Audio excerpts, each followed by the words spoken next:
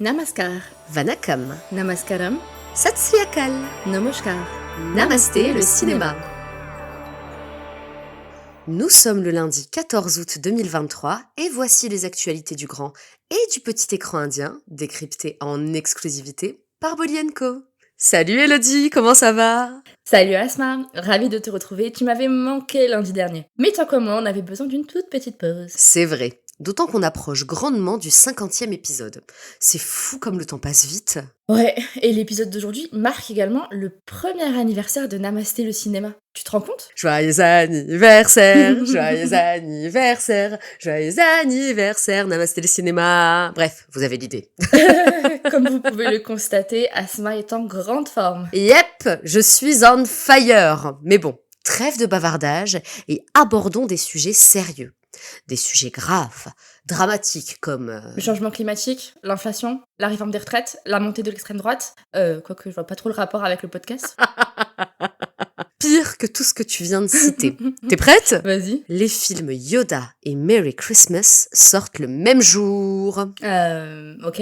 Et alors? Et alors, c'est dramatique. C'est pas moi qui le dis, hein, c'est Tonton Karan.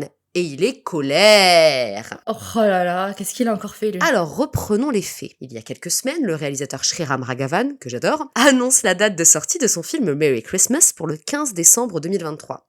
Le métrage, avec Katrina Kaif et Vijay Sethupathi dans les rôles principaux, fait d'ailleurs partie des plus attendus de l'année.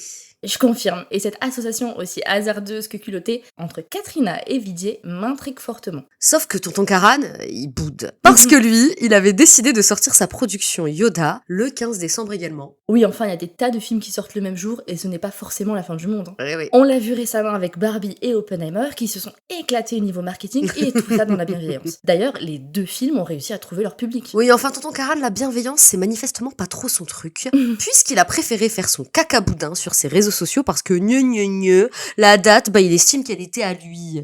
Oh, il se prend pour qui, franchement? Le seigneur des calendriers?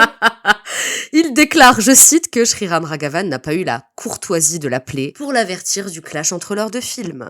N'importe quoi, il lui doit rien en plus. Je te jure. Honnêtement, c'est ridicule. D'autant que Yoda, son sacro-saint projet, devait initialement sortir le 7 juillet 2023. Puis il a été décalé au 15 septembre, puis au 15 décembre.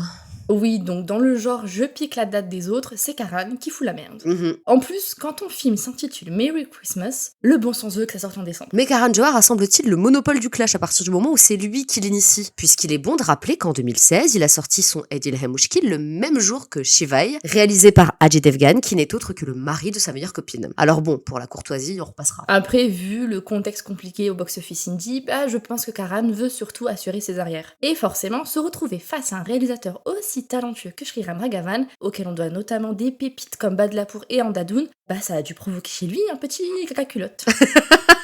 On va lui acheter un stock de couches pour les prochaines fois. Mais ce que j'en déduis, c'est qu'au fond, Karan ne croit pas en son film. Parce qu'au final, si ta proposition est bonne, si ton film est qualitatif, les gens viendront, frère. Si la concurrence te fait si peur, n'est-ce pas au fond parce que tu sais pertinemment que ton métrage ne sera pas à la hauteur? Bref, je pense que vous avez compris sur quel film on se jettera lors de sa sortie.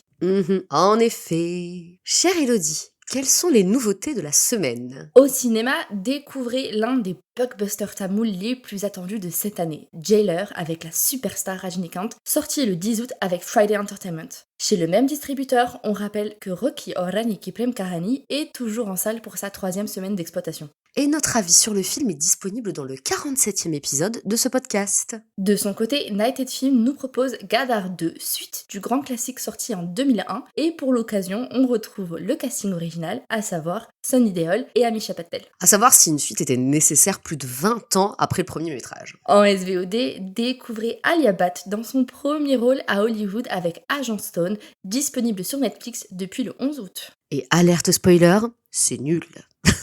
Quelle surprise, dis donc. Pour se consoler et remonter un peu le niveau, dirigez-vous vers Prime Video pour visionner la 2e saison de Made in Heaven qu'on attendait depuis beaucoup trop longtemps. De fou, et que j'ai dévoré en 2 soirées. Quel plaisir de retrouver tous ces personnages que j'aime tant. Elodie, quel projet à venir a attiré ton attention? Parmi la ribambelle de projets annoncés dernièrement, j'avoue que j'ai été particulièrement intriguée par l'annonce de Don 3. Et pour ce nouvel opus, on apprend que Shah Rukh Khan rend son tablier au profit de Ranveer Singh. Intéressant. J'imagine que ça a gueulé, ceci dit. Oui et non, parce qu'il y a les fidèles de Shah Rukh Khan qui le pensent irremplaçable, ceux-là même qui oublient que Shah Rukh a dû enfiler les chaussures du monument Amitabh Bachchan, et ceux qui sont conscients du talent de Ranveer qui, si tu veux mon avis, est le seul à Bollywood aujourd'hui à avoir les épaules pour porter une telle franchise. Je suis d'accord.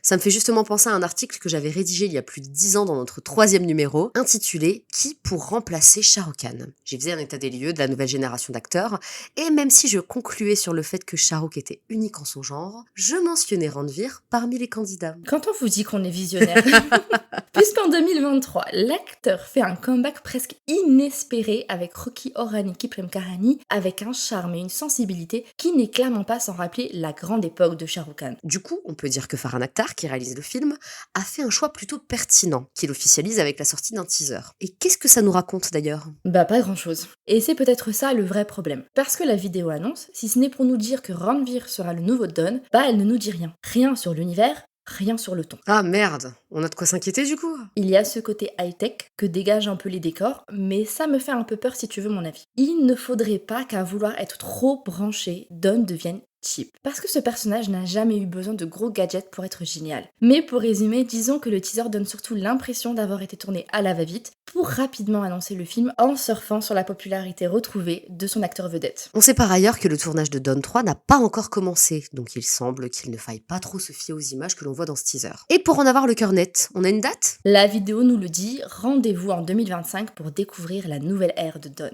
Personnellement, puisque c'est Don 3 et pas simplement Don, je m'attends à un lien avec les 2 précédents films, avec une connexion entre le Don de Ranveer et celui du King Khan. Sinon, arrêtez de faire des franchises sans valeur et faites des reboots, ça sera plus logique.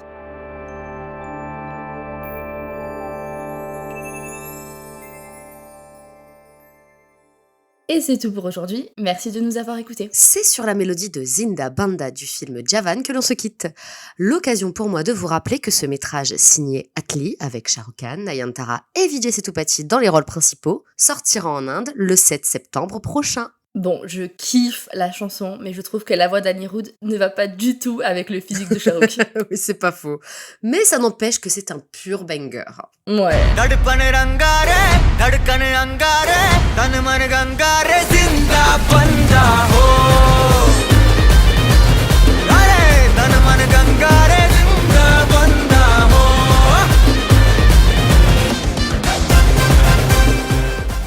Merci d'avoir écouté Namasté le cinéma. C'était Elodie et Asma du magazine Bolly & Co. On espère que cet épisode vous a plu. Si vous aimez notre podcast, c'est le moment de vous abonner, de partager, de commenter, de liker ou encore de donner une petite note sur votre plateforme d'écoute favorite. Nous vous rappelons que tous les liens vers les bandes annonces, les articles et la chanson de la semaine sont disponibles en description et dans la version retranscrite de cet épisode que vous pouvez retrouver sur www.bollyandco.fr. Et si vous n'êtes toujours pas lassé d'entendre nos voix, nos fous rires et nos coups de gueule, alors rendez-vous lundi prochain dans Namasté le cinéma.